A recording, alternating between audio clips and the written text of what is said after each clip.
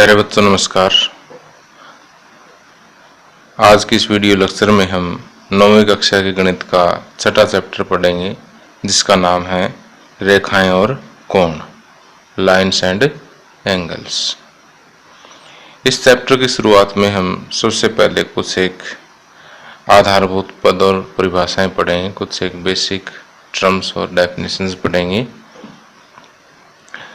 तो देखिए, जैसे हम पिछले चैप्टर में एक चीज़ पढ़ चुके हैं कि यदि हमारे पास दो बिंदु हैं तो इन दो बिंदुओं से होकर के हम एक और केवल एक ही रेखा खींच सकते हैं और इस रेखा को हम दोनों तरफ या दोनों दिशाओं में अपरिमित रूप से आगे बढ़ा सकते हैं। तब देखिए, ये जो एरो साइन है ये इंडिकेट करते हैं कि इस रेखा को हम इधर भी बढ़ा सकते हैं और इधर भी बढ़ा सकते हैं। तो रेखा से हम भली भांति परिचित हैं। अब देखिए कि रेखा के बाद रेखाखंड और किरण, ये दो परिभाषा वैसे तो हम छोटी क्लासेस में पढ़ चुके हैं, लेकिन चलो हम रिवाइज कर लेते हैं अभी कि रेखाखंड और किरण दोनों ही रेखा का ही हिस्सा है। अब रेखाखंड क्या होता है कि रेखा का वह भाग जिसके दो अंत बिंदु होते हो, जैसे रेखा का वह भाग जिसके दो अंत बिंदु होते हो उसे हम क्या कहते हैं? रेखाखंड कहते हैं, लाइन सेगमेंट कहते हैं। और इसी तरह से रेखा का वह भाग जिसका एक ही अंत बिंदु हो, एक ही अंत बिंदु हो, दूसरी तरफ दूसरी दिशा में ये अपरिमित रूप से आगे बढ़ाई जा सकती है। तो या फिर इधर अंत बिंदु ले लीजिए, इस साइड इसको बढ़ा दीजिए। तो यहाँ पर ये अंत बिंदु हो गया और यहाँ पर ये अंत बिंदु हो गया, दूसरी तरफ ये अपरिमित रूप से आगे बढ़ाई जा सकती है। तो रेखा का वह भाग जिसका सिर्फ एक ही अंत बिंदु हो उसे हम क्या कहेंगे? किरण कहेंगे या रे कहेंगे। और जिसके दो अंत बिंदु हो उसे हम रेखाखंड कहेंगे। अब आगे आता है कि इनका हम नाम कैसे लिखते हैं। जैसे रेखा, जैसे मान लीजिए ए बी रेखा है, इसे वास्तव में हम ए बी करके और इस तरह से डिनोट करते हैं, ऊपर दोनों तरफ एरो। और रेखाखंड, रेखाखंड को हम ए बी ऐसे ऊपर एक रेखा लगाई। और किरण, अगर किरण का नाम भी हम ए बी दें तो ए बी के ऊपर ऐसे एक एरो लगाते हैं, तो ये किरण होगी। लेकिन देखिए, इस चैप्टर में हम पर्टिकुलरली इन डिनोटेशंस का प्रयोग नहीं करेंगे। हम अगर रेखा लिखते हैं तो हम सीधा ही लिखेंगे रेखा ए बी। रेखाखंड अगर लिखना हो तो हम ये नहीं लिख रहे हैं यहाँ पर, रेखाखंड ए बी और किरण ए बी। तो हम सिंपल डिनोटेशन का प्रयोग करेंगे। ये जो परंपरागत तरीके हैं इनका प्रयोग नहीं करेंगे इस चैप्टर में लिखने के लिए। तो आइए आगे देखते हैं कि संरेख बिंदु क्या होते हैं। संरेख जैसे नाम से स्पष्ट है, सेम रेखा में, एक ही रेखा में जो हो, कि ये तीन बिंदुओं के लिए डिफाइन करते हैं हम, तीन या तीन से ज्यादा के लिए। अगर तीन या तीन से ज्यादा बिंदु एक ही रेखा पर हो तो वो तीनों बिंदु जो है वो क्या है? संरेख बिंदु है, कोलिनियर पॉइंट्स हैं।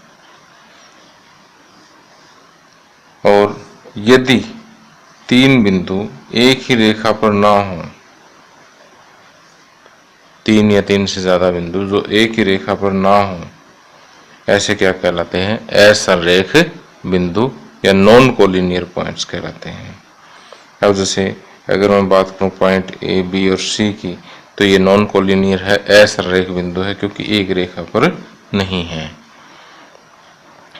और यदि हम बात करें पी, क्यू और आर की, तो ये तीनों एक ही रेखा पर है, तो इसलिए क्या है? संरेख बिंदु है, कोलिनियर पॉइंट्स हैं।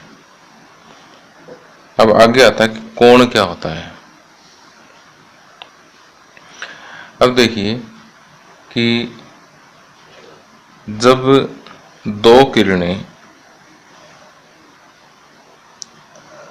एक ही बिंदु से प्रारंभ होती हो, तो वहां पर क्या बनता है? एक कोण बनता है। जब दो किरणें एक ही बिंदु से स्टार्ट होती हो, तो वहां पर क्या बनता है? कोण बनता है। और ये दोनों जो किरणें हैं, ये कोण बन गया। और ये जो दोनों किरणें हैं, ये इस कोण की भुजाएं कहलाती है। और दोनों किरणों का जो उभयनिष्ठ बिंदु है, कॉमन स्टार्टिंग पॉइंट जो है, इसे हम शीर्ष बोलते हैं, कोण का शीर्ष। एक बार फिर से रिपीट कर रहा हूं कि जब दो किरणें एक ही बिंदु से प्रारंभ होती हो, तो वहां पर क्या बनता है? कि कोण बनता है। और कोण को बनाने वाली दोनों किरणें जो है, ये क्या कहलाती है? इसकी भुजाएं कहलाती है। और इन भुजाओं का जो उभयनिष्ठ बिंदु है, उभयनिष्ठ मतलब इन दोनों का संज है, सेम बिंदु जो है। उभयनिष्ठ शब्द का मैं प्रयोग इस चैप्टर में बार बार करूंगा। उभयनिष्ठ का मतलब होता है कॉमन, दो किन्हीं भी चीजों का एक साझा जो चीज होती है वो उभयनिष्ठ कहलाती है। तो ये जो उभयनिष्ठ बिंदु है, ये क्या कहलाएगा? शीर्ष कहलाएगा।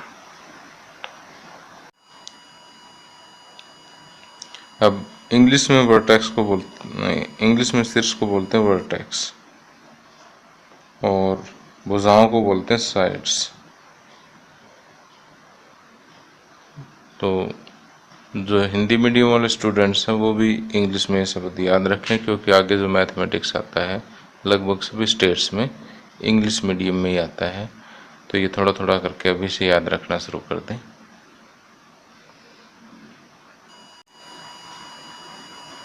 तो प्यारे बच्चों, जो अभी तक हमने 5 परिभाषाएं पढ़ी, उसे हम रिवाइज कर लेते हैं कि रेखाखंड क्या होता है। एक रेखा का वह भाग जिसके दो अंत बिंदु होते हो, रेखाखंड कहलाता है। किरण, रेखा का वह भाग जिसका एक अंत बिंदु हो, वह किरण कहलाता है। संरेख बिंदु, कि जब तीन या इससे अधिक बिंदु एक ही रेखा पर हो, तो संरेख बिंदु कहलाते हैं।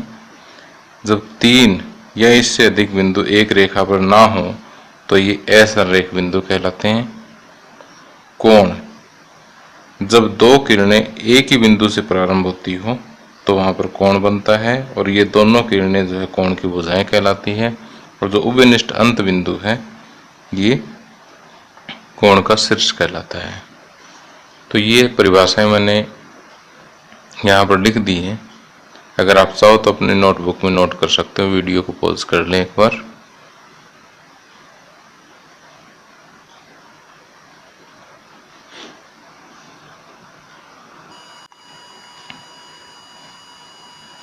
प्यारे बच्चों, हम कोणों की विभिन्न टाइप्स जो है वो छोटे क्लासेस में पढ़ चुके हैं। आइए उसे एक बार रिवाइज कर लेते हैं। कि सबसे पहले आता है यहाँ पर न्यून कोण या एक्यूट एंगल, जिसको हम बोलते हैं। कि न्यून कोण क्या होता है? कि एक ऐसा कोण जिसका माप 0 और 90 डिग्री के बीच में हो, उसे हम न्यून कोण कहते हैं। जैसे मान लीजिए कि यहाँ पर मैं एक चित्र ड्रा कर रहा हूँ कि ये हमारे पास एक कोण है, जिसे मैं x का नाम दे देता हूँ। तो x का मान यदि 0 और 90 डिग्री के बीच में हो, तो ये क्या कहलाता है? न्यून कोण कहलाता है। और यदि कोण जो है एग्जैक्टली किसके बराबर हो? 90 डिग्री के बराबर हो। जैसे इस कोण को मैं y का नाम दे देता हूँ। यदि y कोण पूरा 90 डिग्री के बराबर हो तो ये कौन सा कोण कहलाता है? समकोण कहलाता है। और 90 डिग्री से अधिक हो तो अधिक कोण कहलाता है। लेकिन 90 डिग्री से तो अधिक हो, ये इसे मैं z का नाम दे देता हूं। ये कोण क्या है कि 90 डिग्री से तो अधिक होना चाहिए, लेकिन 180 डिग्री से क्या होना चाहिए? कम होना चाहिए। तो ऐसा कोण जिसका माप 90 डिग्री से अधिक हो लेकिन 180 डिग्री से कम हो, ऐसा कोण क्या कहलाता है? अधिक कोण कहलाता है। अब इंग्लिश में आपने इसको एक्यूट एंगल के नाम से पढ़ा है, इसे राइट एंगल के नाम से पढ़ा है, और इसको ऑब्ट्यूज एंगल के नाम से पढ़ा है।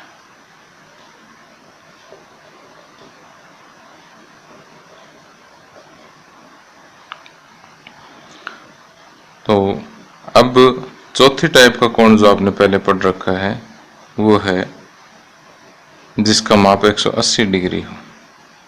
इसे मैं S से डिनोट कर देता हूँ कि यदि S जो है वो 180 डिग्री के बराबर हो तो इसे हम रिजु कोण कहते हैं। रिजु कोण, या इसका दूसरा नाम और भी है सरल कोण। और इंग्लिश में इसे बोलते हैं स्ट्रेट एंगल।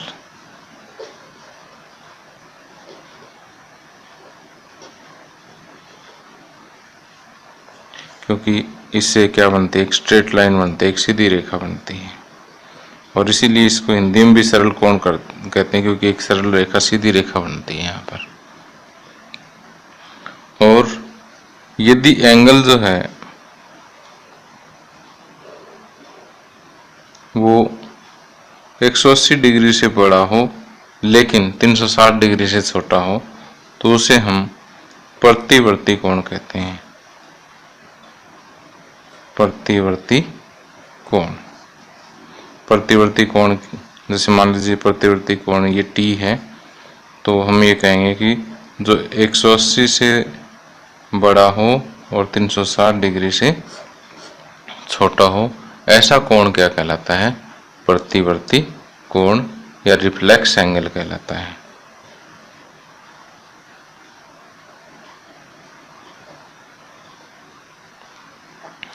तो बिल्कुल सिंपल सा है न्यून कोण, जिसकी वैल्यू 0 और 90 के बीच में हो। अगर वैल्यू एग्जैक्ट 90 के बराबर हो तो ये समकोण हो गया। 90 और 180 के बीच में हो तो अधिक कोण। पूरा 180 है तो रिजु कोण या सरल कोण। और 180 से 360 के बीच में हो तो उस कोण को हम कहते हैं प्रतिवर्ती कोण या रिफ्लेक्स एंगल कहते हैं। अब आगे आता है पूरक कोण। पूरक कोण या कॉम्प्लीमेंट्री एंगल्स, ये हम कोणों के एक जोड़े के लिए डिफाइन करते हैं। यदि दो कोण है हमारे पास x और y, इन दोनों का योग कितना हो? 90 डिग्री हो, तो ये दोनों कोण क्या कहलाते हैं? पूरक कोण कहलाते हैं। जैसे उदाहरण देता हूँ कि एक 30 डिग्री हो गया, दूसरा 60 डिग्री हो गया, टोटल कितना हो गया? 90 डिग्री। तो 30 और 60 एक दूसरे के पूरक है। हमें पूछा जाए कि 30 का पूरक क्या है? 60। 60 का पूरक क्या है? 30। और भी आप एग्जाम्पल ले सकते हो, 50 डिग्री प्लस 40 डिग्री। तो 50 डिग्री और 40 डिग्री ये पूरक कोणों का एक जोड़ा है, क्योंकि इन दोनों का टोटल कितना होता है? 90।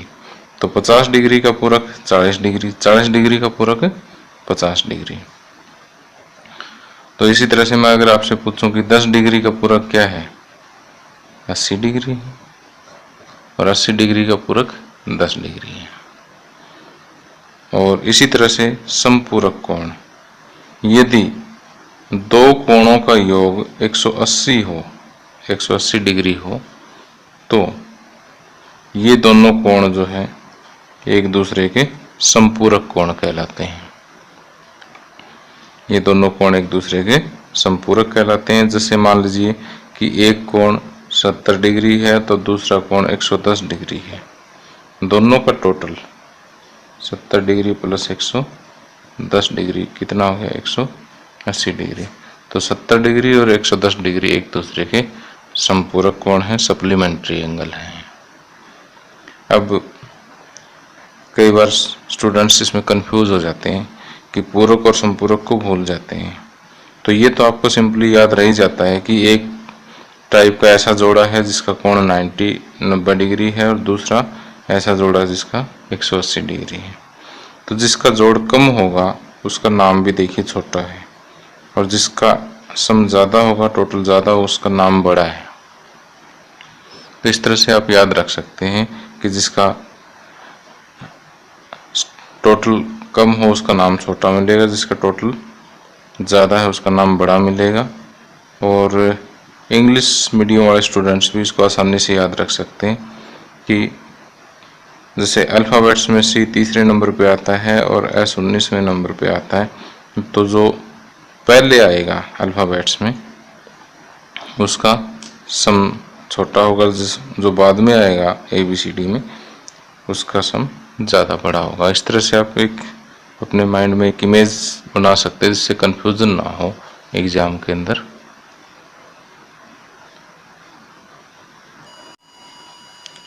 अब आगे पढ़ते हैं आसन कोण या एडजेसेंट एंगल्स। अब दो कोण आसन कोण कब कहलाते हैं, देखिए चित्र के माध्यम से समझाता हूं कि जैसे मान लीजिए हमारे पास एक कोण तो ये वाला है और दूसरा कोण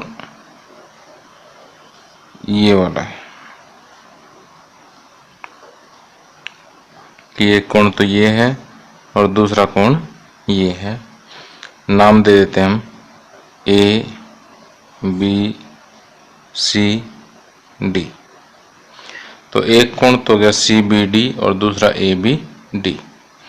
अब देखिए इन दोनों की, एक तो ये भुजा उभयनिष्ठ है, दोनों की सांझी है, और एक ये शीर्ष उभयनिष्ठ है। और दो भुजाएं, दो अन्य भुजाएं जो है ये उभयनिष्ठ भुजाओं से विपरीत है, यानी इससे एक इधर है और दूसरी इधर है।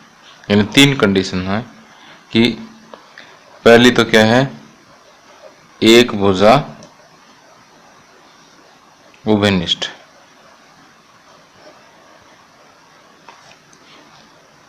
दूसरा है कि एक शीर्ष उभयनिष्ठ, और तीसरा है कि अन्य दो भुजाएं उभयनिष्ठ भुजाओं से विपरीत। अन्य दो भुजाएं उभयनिष्ठ भुजा से विपरीत। तो ऐसे कोणों का जोड़ा जो है क्या कहलाता है, आसन कोण कहलाता है, कि जिसमें एक भुजा उभयनिष्ठ हो, एक शीर्ष उभयनिष्ठ हो और बाकी दो भुजाएं जो है उभयनिष्ठ भुजाओं से विपरीत हो। ऐसे कोणों का जोड़ा जो है वो आसन कोण या एडजेसेंट एंगल कहलाता है।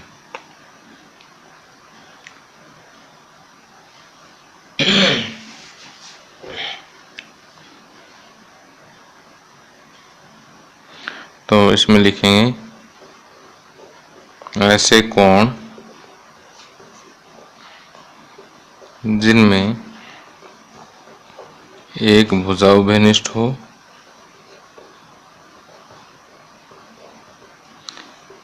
एक शीर्ष उभयनिष्ठ हो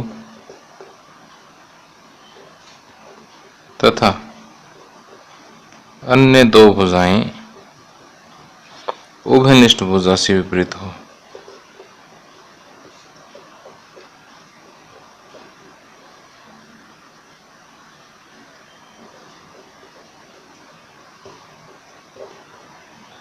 आसन कोण कहलाते हैं।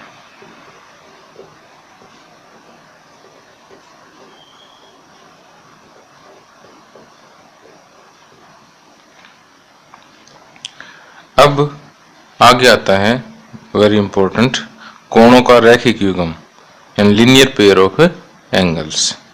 अब रैखिक युग्म क्या होता है कि यदि देखिए हमारे पास एक कोण तो ये है, चित्र के माध्यम से समझाता हूँ पहले। एक कोण तो ये है और दूसरा कोण जो है वो ये वाला है। अब स्पष्ट दिखाई दे रहा है कि ये शीर्ष जो है ये क्या है, उभयनिष्ठ है दोनों में, और एक भुजा उभयनिष्ठ है, बाकी दो भुजाएं जो है इससे विपरीत डायरेक्शन में है। तो ये जो कोण है ABD और CBD दोनों क्या है, आसन कोण है। लेकिन हमने पढ़ना क्या है, रैखिक युग्म। तो रैखिक युग्म जो है ऐसे आसन कोणों का जोड़ा होता है जिनका टोटल 180 डिग्री हो, जिनका योग 180 डिग्री हो। तो दो आसन कोणों का योग अगर 180 डिग्री हो तो उन्हें रैखिक युग्म कहा जाता है। यदि दो आसन कोणों का योग 180 डिग्री हो तो उन्हें रैखिक युग्म कहा जाता है।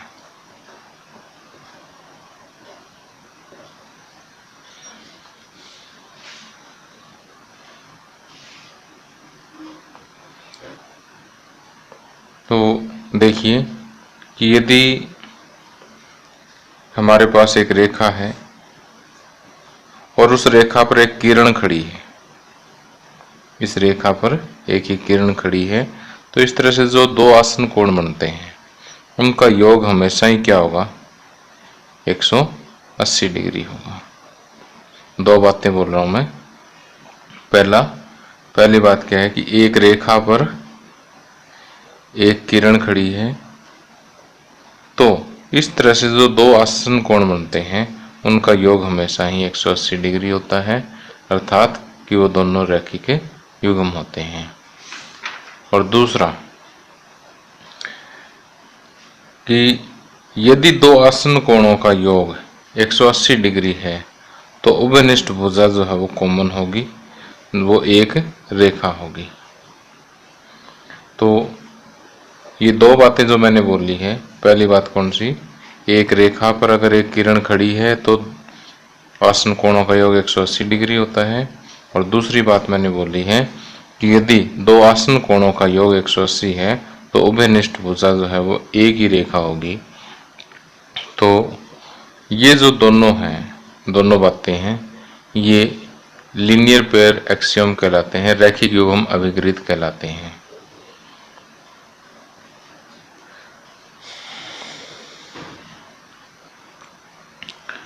अभिगृहित क्या होता है, अभिगृहित एक ऐसा कथन होता है जिसे प्रूव करने की आवश्यकता नहीं होती। जैसे यहाँ ऑटोमेटिक अंडरस्टूड होते हैं, जैसे यहाँ पर रेखा के ऊपर किरण खड़ी है तो दोनों का सम 180 है, कोई प्रूव करने की आवश्यकता नहीं है। तो ये दोनों बातें हैं, क्योंकि रैखिक युग्म से संबंधित है तो इसलिए इसे रैखिक युग्म अभिगृहित कहते हैं। तो इन अभिगृहितों को जो है पढ़ने का सिर्फ एक ही मकसद है कि आपको ये चीज़ समझ आ जानी चाहिए कि रेखा के ऊपर किरण खड़ी है तो इसका मतलब ये क्या है, रैखिक युग्म है। और दूसरा, अगर इन दोनों का टोटल 180 है तो इसका मतलब क्या है, ये रैखिक युग्म है। बीच में एक साइड कॉमन होगी और इनका शीर्ष भी कॉमन होगा, बाकी भुजाएं जो एक दूसरे से विपरीत होगी। आगे देखिए कि शीर्षाभिमुख कोण, वर्टिकली अपोजिट एंगल। अब देखिए कि जब दो रेखाएं एक दूसरे को काटती हैं,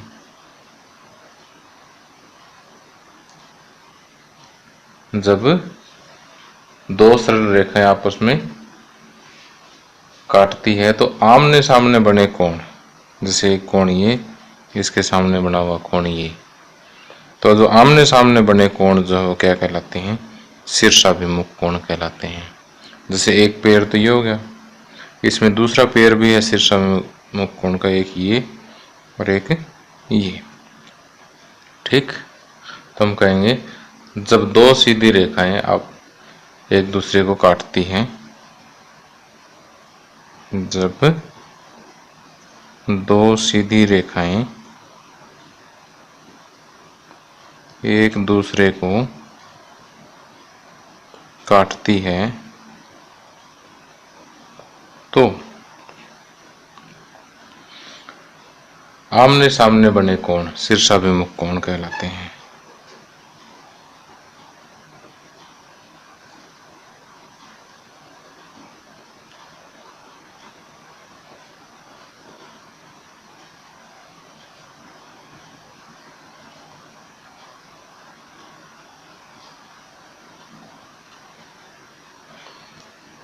तो यहाँ पर अगर हम बात करें तो A B C D O कि ए ओ डी कोण ए ओ डी और कोण बी ओ सी,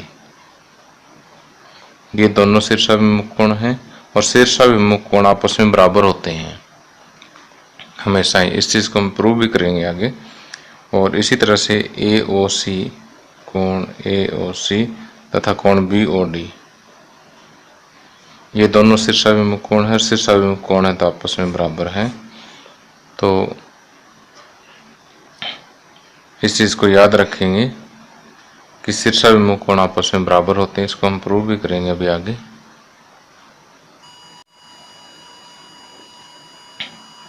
आगे आता है प्रतिच्छेदी रेखाएं और अप्रतिच्छेदी रेखाएं। तो प्रतिच्छेदी रेखाएं और अप्रतिच्छेदी रेखाएं क्या होती है, इसे समझने के लिए मैं आपको बताता हूं कि यदि हमें कागज पर दो रेखाएं ड्रा करनी हो तो हम इसे दो तरीकों से ड्रा कर सकते हैं। जैसे एक तरीका तो ये है,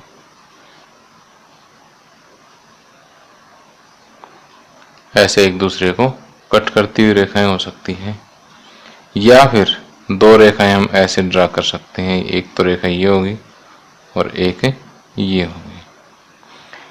अब अगर हम इस तरह से रेखा ड्रा करते हैं जो कहीं ना कहीं एक दूसरे को जरूर काटती है, तो ऐसी रेखाएं जो है वो क्या कहलाती हैं, प्रतिच्छेदी रेखाएं कहलाती हैं। तो यदि हम इनको नाम दें तो पी क्यू आर एस, ये पी क्यू और आर एस जो है प्रतिच्छेदी रेखाएं हैं। और जबकि दूसरे चित्र में जैसे हम इसको कह देते हैं ए बी सी डी, तो ये देखिए कि इन दोनों का अगर मैं इस लाइन पर लंब ड्रा करता हूं तो दूसरी लाइन पर जो है वो ऑटोमेटिक लंब हो जाता है। तो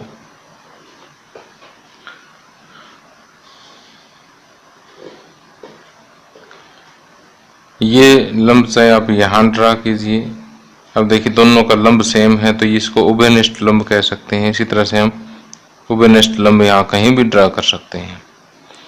तो आप इसमें उभयनिष्ठ लंब कहीं भी ड्रा करें, प्रत्येक दशा में उभयनिष्ठ लंबों की लंबाइयाँ क्या मिलेगी, सेम मिलेगी। तो ये उभयनिष्ठ लंब की जो लंबाई है ये इन दोनों रेखाओं के बीच की दूरी कहलाती है। तो हम ये कहें कि यदि दो रेखाओं के बीच की दूरी यदि समान रहे, ये दूरी जो है वो क्या रहे, समान रहे, तो ये जो रेखाएं हैं ये अप्रतिच्छेदी रेखाएं कहलाती हैं। अप्रतिच्छेदी रेखाएं या समांतर रेखाएं भी इनको कह देते हैं।